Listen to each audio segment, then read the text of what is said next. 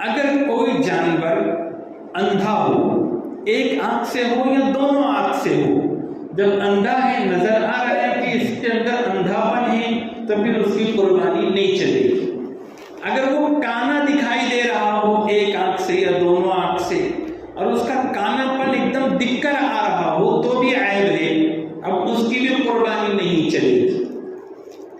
और अगर आंखें एकदम अच्छी नजर आ रही है, न अंधा दिखाई दे रहा है न काना दिखाई दे रहा है, लेकिन उसकी एक आंख की रोशनी कम है, अगर उसकी एक आंख की रोशनी कम है, तो फिर ये देखेंगे कि 1/3 के बराबर यानी 1/3 कम है या उससे 1/3 से कम है या 1/3 या उससे ज्यादा है।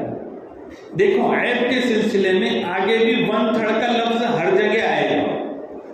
कोई चीज कम है या कोई चीज टूट गई है, कट गई है, तो वहां पर 1/3 देखा जाता है, यानी पूरे 1 का 1/3 हिस्सा, 1/3 उसको कहते हैं।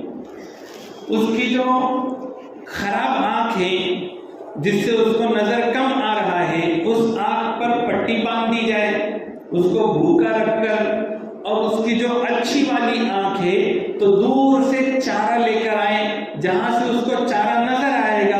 कैसे पता चलेगा कि उसे नजर आया है? क्योंकि वो भूखा है, भूखा है तो चारे की तरफ चलेगा, तो उसके चलने से मालूम हो जाएगा कि यहां से उसको दिखाई दे रहा है।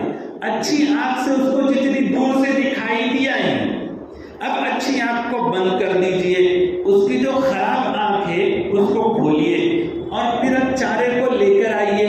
अब उसको उस आंख से जहां से नजर आएगा वहां निशान लगा दीजिए जानवर में, और पहले जहां से उसको नजर आ रहा था अच्छी आंख से, उतने एरिया को नापिए।